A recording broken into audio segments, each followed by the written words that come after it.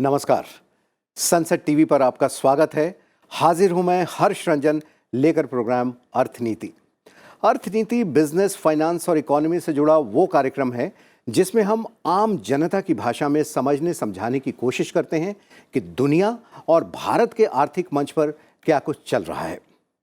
आज से ज़रा 20-25 साल पहले चलते हैं। आपको वो दौर याद होगा जब कुछ बैंकों की शाखाओं के बाहर लिखा होता था पूर्णतया कंप्यूटरीकृत ब्रांच। मतलब ये कि सभी शाखाएं कंप्यूटरीकृत नहीं थीं और न ही एक दूसरे से जुड़ी हुई थीं। बैंक से संबंधित कोई भी काम हो, जिस ब्रांच में अकाउंट होता था उसी ब्रांच में जाना हमारी मजबूरी भी थी। मैंने तो ये भी देखा है कि महीने के पहले सप्ताह के दौरान बैंकों के गलियारों में ग्रामीण इलाके के लोग अपना पेंशन निकालने के लिए लंच की पोटली तक बांधकर बैंक आते थे। वहीं फर्श पर बैठे रहते थे क्योंकि पेंशन निकालने में पूरा दिन लगना तय था। उनका कोई खाता नहीं होता था, पेंशन नगदी में ही मिल सकती थी और साथ ही जो चीज़ मुफ्त में मिलती थी वो थी बैंक बाबू की डांट। यानी फाइनेंशियल इंक्लूजन से आम जनता कोसों दूर थी। मगर पिछले 8-10 सालों में स्थिति काफ़ी बदली है। बैंकों में पहले के मुकाबले फुटफॉल काफ़ी कम हुए हैं क्योंकि लोग बैंक से संबंधित अपना बहुत सा काम मोबाइल और कंप्यूटर पर डिजिटल बैंकिंग के जरिए घर बैठे ही कर ले रहे हैं। और अब इस दिशा में हमने एक और कदम आगे बढ़ाया है।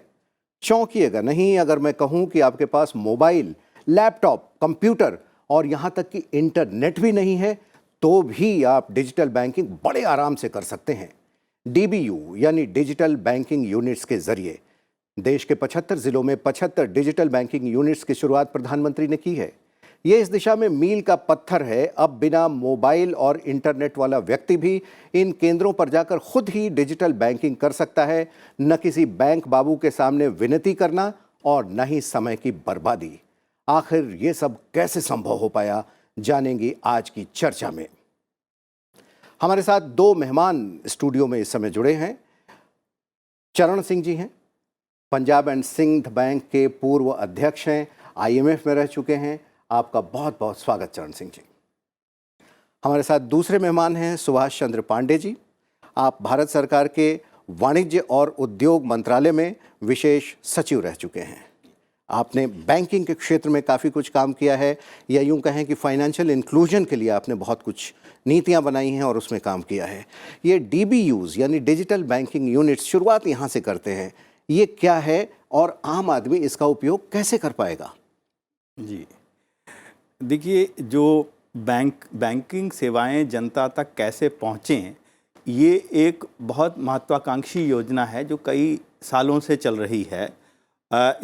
इसकी शुरुआत बैंक नेशनलाइजेशन से हुई थी, लेकिन पिछले 15 सालों में और पिछले 5 सालों में इसमें जिस तरह से गति आई है वो अभूतपूर्व है। तो मैं आपके दर्शकों को कुछ आंकड़े देना चाहता हूं कि जो बैंक की जितनी शाखाएं थीं, तो मार्च 2010 में करीब 33,000 बैंक ब्रांचेस थी और दिसंबर 21 की ताज़ा तरीन रिपोर्ट है रिजर्व बैंक की कि ये 33,000 से बढ़कर 53,000 हो गए। तो करीब 20,000 शाखाएं ये बढ़ी हैं। और ये हम गाँव की बात कर रहे हैं। और लेकिन इससे भी बड़ी बात ये हुई है कि शाखाएं तो जो बढ़ी हैं और उसके साथ जो बैंक मित्र का आइडिया लेकर आए थे कि जिसमें बिना शाखा के आपका बैंक आपके द्वार, बैंक मित्र की पहुंच ज़्यादा है और वो घर घर जाकर बैंकिंग सेवाएं उपलब्ध करा सकते। तो उनकी नंबर में कितना वृद्धि हुई है कि वो उस समय मार्च 10 का ही आंकड़ा है, करीब 3,40,000 और ये दिसंबर 20 में था 12 लाख और दिसंबर 21 में चौंकाने वाला आंकड़ा है 19 लाख से भी ऊपर। यानी 2021 में जो काम हुआ है वो इस स्थिति में पूरी तरह से अभूतपूर्व है। मतलब हम ये कहें पांडे साहब कि 2021 ये वो दौर था जब हम बुरी तरीके की कोविड की चपेट में थे जी। और देश में कई बार लॉकडाउन लगाना पड़ा। हाँ। इसके बावजूद सरकार की जो इच्छा शक्ति और मंशा है कि एक आम आदमी किस तरीके से फाइनेंशियल इंक्लूजन हो, उसका समावेशी हो, हाँ। आत्मनिर्भर हो वित्तीय तौर पर, वो काम लगातार चलता रहा। इसका मतलब हाँ। और ये अभी भी ये आंकड़ा अभी भी बराबर होता है रहा। अभी दिसंबर 21 का, क्योंकि रिपोर्ट आती है 21-22 की रिपोर्ट है ये, तो अब 22-23 की रिपोर्ट आएगी तो इसमें और बढ़।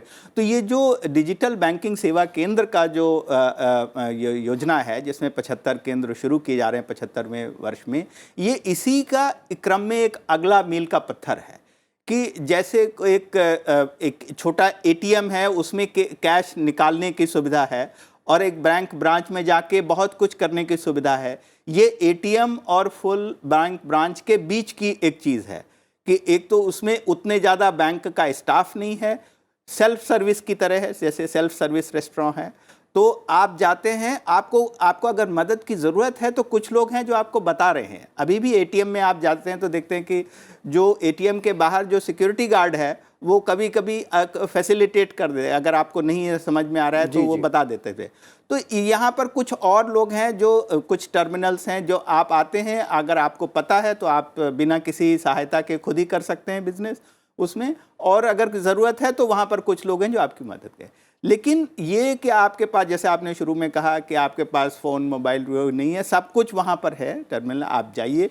और इसमें केवल बैंक के अलावा इंश्योरेंस, बैंक लोन और इस तरह की और भी कई चीज़ों को जोड़ने की योजना है, जो इसका एक महत्वपूर्ण। बहुत चरण जी, आपके पास आते हैं, सब कुछ कर सकते हैं। बैंक में हम क्या करते हैं, पैसे डालते हैं, पैसे निकालते हैं। हालांकि अब नकदी जमा थोड़ी सी कम हुई है, कई बार ड्राफ्ट बनाना होता है, कई बार हमें लोन लेना होता है। सब कुछ हम कर सकते हैं, किसी बैंक बाबू के सामने गिड़गिड़ाने की अब ज़रूरत नहीं है, ऑनलाइन हम वहाँ कर सकते हैं। फाइनेंशियल इंक्लूजन, इससे काफ़ी कुछ हो रहा है। आपका क्या मानना है कि ये हम किस दिशा में और कहाँ तक बढ़ गए हैं? ये तो आपने जहाँ शुरुआत की वो बहुत अच्छी शुरुआत की। मैं खुद कमर्शियल बैंक में, पंजाब नेशनल बैंक में 1983 में था। आपने बिल्कुल ठीक कहा, कंप्यूटर का नाम भी नहीं था और उसके बाद कंप्यूटराइजेशन शुरू हुआ। पर आप हैरान होंगे, मैं रिज़र्व बैंक में उस टाइम पे नौकरी पर था, जब हमने देखा 2013 में कि फाइनेंशियल इंक्लूजन कितना हो रहा है। 2008 की बात है, तो हमने ये पाया कि 50% लोगों के पास बैंक का खाता ही नहीं है जी। तो इसलिए हम सब ने सोचा कि इसको तो मिशन मोड पे करना पड़ेगा और 2014 में जनधन अकाउंट खुल गए, हर एक के पास एक खाता खुल गया। तो आपने बिल्कुल ठीक कहा कि एक समय था जब बैंक के अंदर जाने के लिए आम व्यक्ति डरता था, और अब उस व्यक्ति के घर में बैंक मित्र आना शुरू हो गया। तो एक किस्म का जो झाका था, जो डर था, वो बिल्कुल हट गया। अभी 2014 के बाद मैंने खुद काफ़ी रिसर्च की थी, IIM बेंगलोर में था उस टाइम में मैं प्रोफेसर। तो फाइनेंशियल इंक्लूजन पे जब खोज कर रहा था, तो मैं आपको एक अच्छी बात ये बताता हूँ कि मैंने की 2013 में, जब प्रधानमंत्री जी ने अभी अनाउंस नहीं किया था, और फिर की 2015 में जब हो चुका था। दोनों में बहुत अंतर था और लोग बहुत उत्सुक थे कि हम जाके खाता खोलें। पर जो बात मैं आपसे बतानी चाहता हूँ, जो आपके प्रश्न के साथ जुड़ी है, जब हमने सर्वे किए, तुमकुर इलाके में जाके सर्वे किए, बेंगलोर से 100 किलोमीटर बाहर है, जो बुज़ुर्ग लोग थे, जो आम तौर पे खाता खोलने से डरते थे या जो इलेक्ट्रॉनिक बैंकिंग से डरते हैं, डिजिटल बैंकिंग से डरते हैं, वो हमें कहने लगे कि हमें सिखाइए, हम करना चाहते हैं अपने हाथों से। और इतने प्रसन्न थे कि उनके हाथ में ये क्षमता होगी कि वो अकाउंट खोल सके। तो एक कदम उससे हम आगे चले गए। अब ये कदम क्या है, मैं इस ब्रांच में जा सकता हूँ और वहाँ पर ऋण भी ले सकता हूँ छोटा अमाउंट का। MSMEs जो होती है, माइक्रो इंडस्ट्रीज़, वो लोन अप्लाई कर सकती हैं, खाता खोल सकता हूँ, पैसा निकाल सकता हूँ। इस तरीके का जो मेरे में क्षमता आ गई। और एक कारण ये भी, जब उस टाइम पे थोड़ा भय था, जब मैं सर्वे कर रहा था, वो ये था कि मुझे इंटरनेट नहीं है, इंटरनेट की कनेक्टिविटी नहीं है, इंटरनेट ज़्यादातर इंग्लिश में होता है, चला नहीं सकता हूँ। तो वो सारे भय जो हैं, वो अभी ये यूनिट जब शुरू हो गई तो आप देखेंगे कि उसमें ये सारा भय खत्म हो गया। बिल्कुल, और जब भय खत्म हो जाता है तो उसके आगे हम जीत जाते हैं। क्या होता था कि जैसा आपने बताया चरण जी, कि 50% लोगों के पास बैंक खाते नहीं थे, यानी कि जो कुछ भी धन उनके पास रहता था वो किसी तरीके से उसको घर में छुपा के रखते थे। चोरों का डर कम होता था, घर में ही वो कहीं इधर उधर गायब ना हो जाए।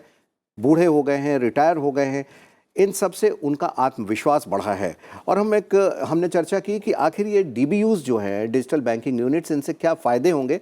हमारे दोनों मेहमानों से इनसे चर्चा हुई। हम अपने ग्राफिक्स के माध्यम से ये देखना चाहेंगे कि डीबीयू प्रदत्त जो सेवाएं हैं वहाँ जाकर हम क्या क्या कर सकते हैं, ये हम देखने की कोशिश करते हैं।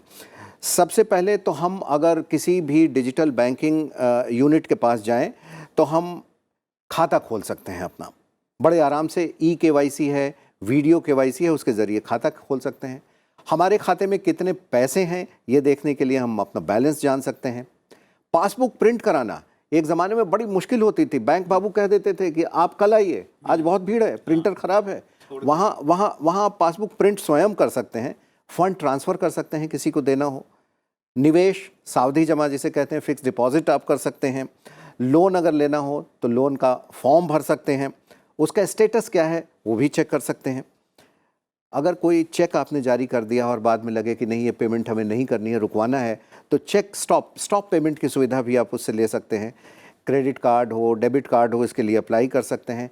टैक्स दे सकते हैं, कोई बिल पेमेंट करना हो बिल दे सकते हैं। और सबसे बड़ी बात, नॉमिनेशन भी कर सकते हैं। और नॉमिनेशन ज़रूर करना चाहिए। जिस किसी का भी अकाउंट है उसको अपने अगले व्यक्ति के लिए नॉमिनेट ज़रूर करना चाहिए। तो ये हमने अपने मेहमानों से बातचीत करके ये दर्शकों को बताना चाहा कि डीबीयूज़ जो देश में खुल रहे हैं उनमें ये 10-11 जो ज़रूरी काम हैं हम वो क्या क्या कर सकते हैं। पांडे साहब, फाइनेंशियल इंक्लूजन भारत में देर से शुरू हुआ और कहते हैं कि हम बाकी जो वेस्टर्न कंट्रीज़ हैं उनसे हम पीछे थे, हमने देर से शुरुआत की। लेकिन आज का परिदृश्य जब हम देखते हैं तो हमें तो ये लगता है आंकड़ों के आधार पे कि हम अमेरिका और यूरोप के कई देशों से आगे हैं। बिल्कुल। आप इसमें कुछ विस्तार से बताएंगे? आप सरकार में रहे हैं। नहीं, मैं इस बात में करने में कोई संकोच नहीं, किसी तरह का कोई विरोधाभास नहीं है कि इस मामले में हम विकसित देशों से भी आगे निकल गए। और अभी आपने पढ़ा होगा, कुछ ही समय पहले आईएमएफ के मैनेजिंग डायरेक्टर ने भी इस बात को माना कि भारत का जो डायरेक्ट बेनिफिट ट्रांसफ़र प्रोग्राम है, इतने बड़े पैमाने पर करोड़ों अकाउंट्स में पैसा डालना या टैक्स का रिफ़ंड करना, जीएसटी का रिफ़ंड है, इनकम टैक्स का रिफ़ंड, सब कुछ इतने बड़े पैमाने पर हो रहा है। इतने ज़्यादा बैंक अकाउंट, इतने ज़्यादा डिजिटल ट्रांजैक्शंस, पैन, आधार, मोबाइल, ये जो ट्रिनिटी है, इसकी वजह से जो हम कर पा रहे हैं 1 बिलियन प्लस, ये पूरी दुनिया में एक अनोखी मिसाल है। तो इसलिए बल्कि चर्चा तो इस पर शुरू हो गई है कि कैसे दूसरे देश इस चीज़ को हमसे सीख सकते हैं और अपने यहाँ इम्प्लीमेंट कर सकते हैं। बिल्कुल बिल्कुल पांडे साहब, आपने बिल्कुल सही कहा। क्योंकि देखिए, दुनिया भर में कभी कभी अपनी तारीफ करने में भी हिचकना नहीं चाहिए। हालांकि डीबीयूज़ के क्या कुछ चुनौतियां हैं, क्या कुछ इसके गैर फ़ायदे भी हैं, इस पर भी हम चर्चा करेंगे। लेकिन चरण सिंह साहब हमारे साथ बैठे हुए हैं। हम ये ज़रूर बताना चाहेंगे अपने दर्शकों को कि देखिए, दुनिया भर में भारत के बैंकों की बड़ी तारीफ होती है। और शायद इसकी 1-2 वजह जो मैं समझ सकता हूँ वो है कि एक CRR का सिस्टम है, कैश रिज़र्व रेशियो, की जो भी बैंक खोलता है एक निश्चित अमाउंट रिज़र्व बैंक के पास जमा करता है। SLR होते हैं, इस पर हम किसी अन्य एपिसोड में चर्चा करेंगे। लेकिन इन सब के चलते आप देखिए, चैन की नींद सोते हैं कि बैंकों में हमारा पैसा सुरक्षित है। दूसरे कई देशों में ऐसी चीज़ें हो चुकी हैं, ब्राज़ील में, अमेरिका में, जहां पर आपके पैसे बैंक में हैं लेकिन आपका एक्सेस उस तक नहीं है, आप वहां नहीं पहुंच पा रहे हैं। इसी तरीके से जो हमारे वॉच डॉग्स हैं, RBI है, सेबी है, उसकी पूरी दुनिया तारीफ करती है। इस बारे में कुछ प्रकाश डालेंगे आप? आपने बिल्कुल सही कहा। आप इसी एग्जाम्पल से चलिए जो आपने शुरू में कहा, कोविड में सब कुछ बंद था पर बैंक बंद नहीं थे। और मेरा सौभाग्य था, उन दिनों में मैं पंजाब सिंध बैंक का चेयरमैन था और मीटिंग्स कर रहा था और देख रहा था कि हमारे कर्मचारी बीमारी से डर रहे हैं, उसके बावजूद अपने काम में जा रहे हैं। ये इस तरीके की मजबूती जो बैंकिंग ने दी, और प्रधानमंत्री जी ने उस दिन अपनी भाषण में भी कहा कि अगर बैंकिंग मजबूत है तो देश मजबूत है। अभी आपने जो बात कही कि हमारे जो रेगुलेटर्स रिजर्व बैंक जैसा है, और सेबी भी आपने ठीक कहा, क्योंकि हमारे काफ़ी बैंक में वो चलते हैं, ट्रेडिंग चलती है इक्विटी की, तो इसलिए सेबी भी उनको देख रहा होता है। पर बेसिकली रिजर्व बैंक रेगुलेटर है, और इतना मजबूत रेगुलेटर है कि हमारे देश में बैंकिंग फेलियर का नाम ही नहीं है। और जितनी जल्दी से बचा लेते हैं बैंक को और डिपॉजिटर्स को, वो भी एक मिसाल है। मैं आपको एक उदाहरण देना चाहता हूँ। मैं उस टाइम पे IMF में नौकरी कर रहा था, 2010 की बात है, और 2008 का लेमन ब्रदर हो चुका था। अमेरिकन इकॉनमी डूब रही थी क्योंकि उन्होंने सब प्राइम में बहुत गलतियाँ की थी।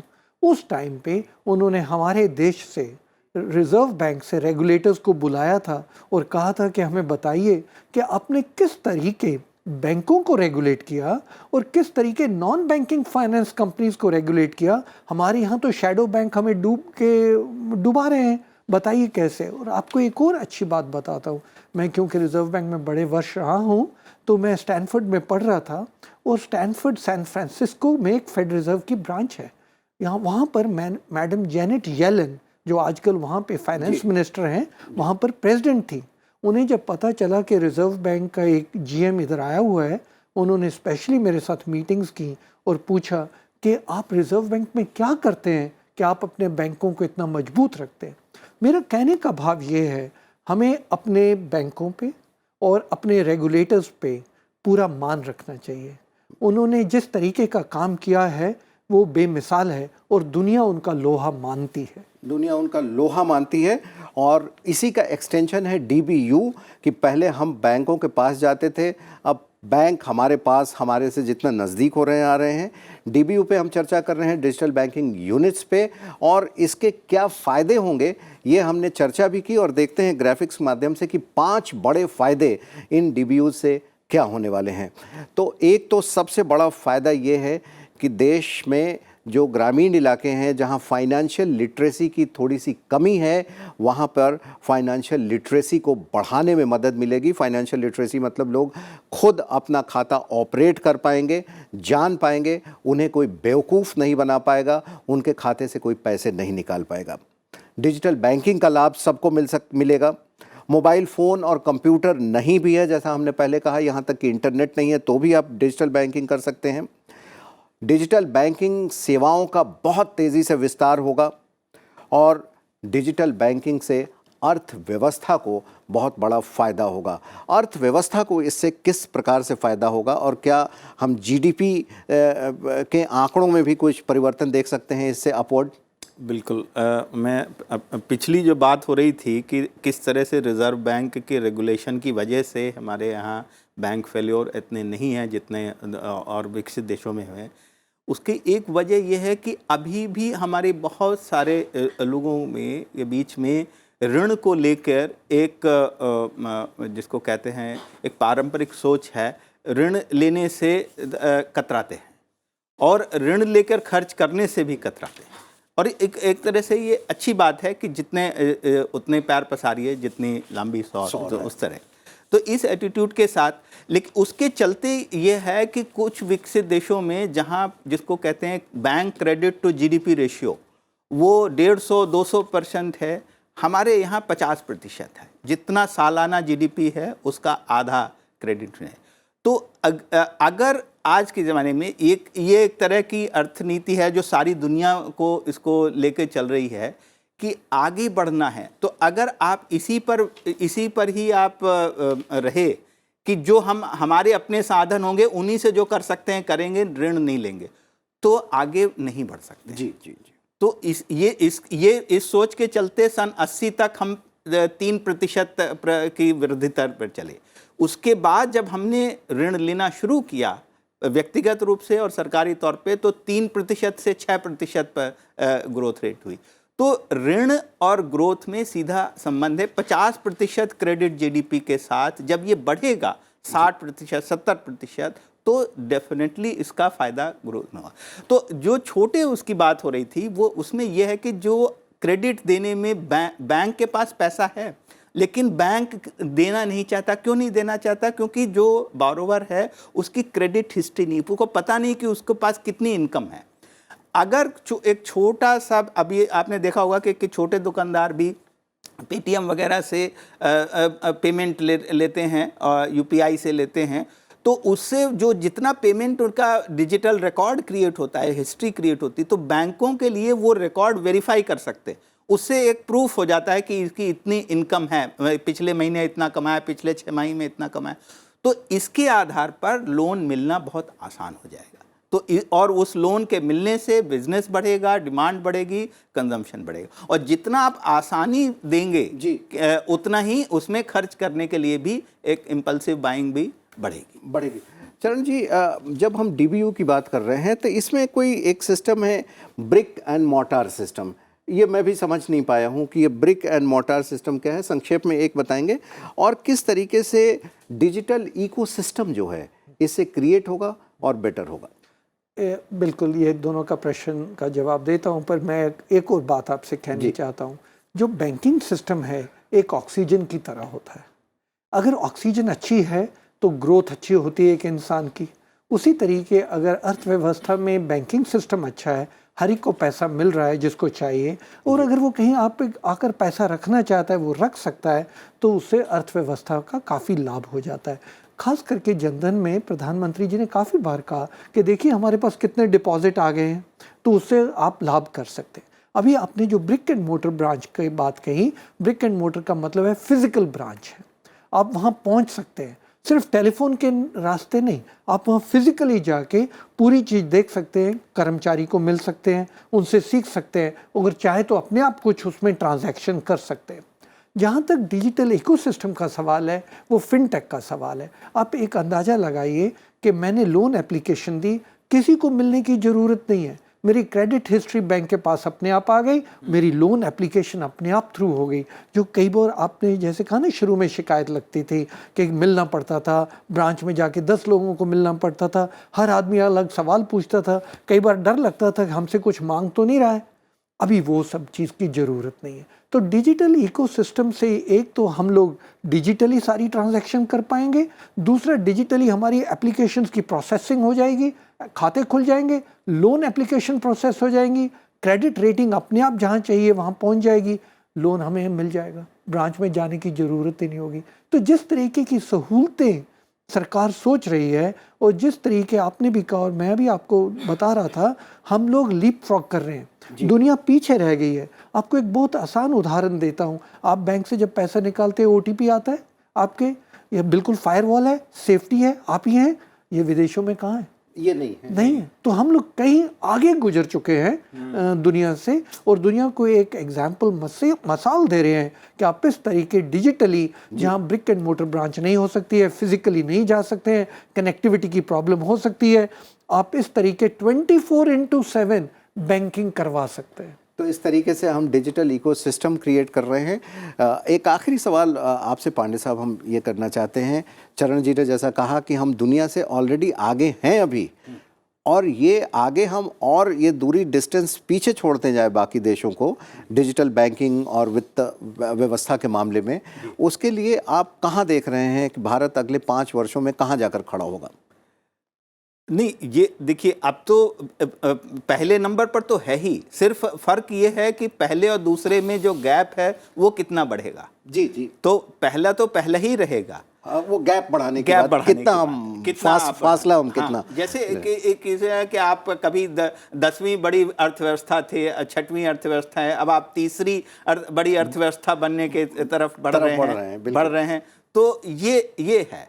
हम इंश्योरेंस प्रोडक्ट्स को बीच में ले आएंगे। हाँ जी, अभी तो सिर्फ बैंकिंग की बात हो रही है। जैसे जैसे डिजिटल इकोसिस्टम बढ़ेगा और हमारी डिजिटल स्टैम्प बढ़ेगी, आप देखेंगे इंश्योरेंस भी बीच में आ जाएगी। और इंश्योरेंस को लेकर देश में मैंने देखा पिछले 1-2 दशक में, और खास करके पिछले 5-6 वर्षों में अवेयरनेस काफी बढ़ गई लोगों के बीच में। बिल्कुल। ये डीबीयू में मैंने आपको शुरू में कहा कि इसमें जो दो सर्विसेज जो ऐड की गई हैं, जो माइक्रो बैंकिंग के साथ माइक्रो इंश्योरेंस, छोटे इंश्योरेंस के लिए भी छोटा जो आप बड़ा प्रीमियम एक साथ नहीं दे सकते, छोटा दे सकते हैं, तो ऐसी कई पॉलिसीज जो हैं, और जब बैंकिंग और इंश्योरेंस का कंबाइंड होगा तो जो पैसा इकट्ठा होगा और उससे जो ग्रोथ होगी वो अभूतपूर्व हुई। तो ये बहुत ही सही दिशा में सही कदम है और बहुत बड़ा कदम है। बिल्कुल, देश में सेफ्टी है। अब दोनों मेहमानों से बातचीत हुई और हमने देखा कि किस तरीके से भारत आगे बढ़ रहा है, किस तरीके से फ़ायदा इसका मिल रहा है लोगों को। लेकिन हर चीज़ के 2 पहलू होते हैं, कहते हैं ना, सिक्के के 2 पहलू होते हैं। कई बार ऐसा सुनने में भी आता है कि डिजिटल बैंकिंग या फ़ोन बैंकिंग या ऐप से बैंकिंग करते समय पैसे निकल गए, किसी को ओटीपी आपने गलती से शेयर कर दिया, आप समझ नहीं पाए, किसी लिंक को आपने क्लिक कर लिया। क्या डीबीयूज़ के साथ भी ऐसी कुछ सावधानियां हैं जो हमें बरतनी चाहिए, नहीं तो ख़तरा हो सकता है? देखिए, एक बात मैं आपसे कहनी चाहूँगा। आपने शुरुआत में कहा और मैं आपको अपना बता रहा हूँ, मैं 1984 में रिज़र्व बैंक जाके ज्वाइन किया था, कभी फ़ॉरेन बैंक नहीं देखा था। फ़ॉरेन बैंक के अंदर पैर रखते हुए डर लगता था। जी जी। ये प्रधानमंत्री जी और इस तरीके की सरकार जो कर रही है, एक अंदर से भय निकाल रही है। आप डिजिटल वर्ल्ड के अंदर एंटर कर रहे हैं। डिजिटल वर्ल्ड के अंदर हाँ, रिस्क है। गलती से एक बटन दब गया, पैसा कहीं का कहीं चला जाएगा। तो एकदम चेतावनी से होके काम करना पड़ेगा। पर जितने ये रिस्क हैं, उनके आप सॉल्यूशंस भी हैं, उसको संभाल भी सकते हैं। हाँ, अगर पैसा एकदम चला गया, आप एकदम अप्रोच कर सकते हैं जहाँ पर, वहाँ पर उसको स्टॉप कर सकते हैं। आपने खुद कहा कि चेक पेमेंट स्टॉप कर सकते हैं, या जिस अकाउंट में गया वहाँ कर सकते हैं।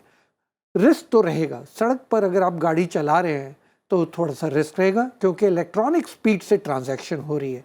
आप और हम जब छोटे होते थे, चेक भेजते थे, 3 हफ्ते बाद दूसरे शहर में पहुंचता था, उसके 2 हफ्ते बाद कैश आता था, तो कहीं भी उसको रोक सकते थे। अब रफ्तार बढ़ गई है, फास्ट फूड का ज़माना है और फास्ट ही ट्रांजैक्शन होती हैं।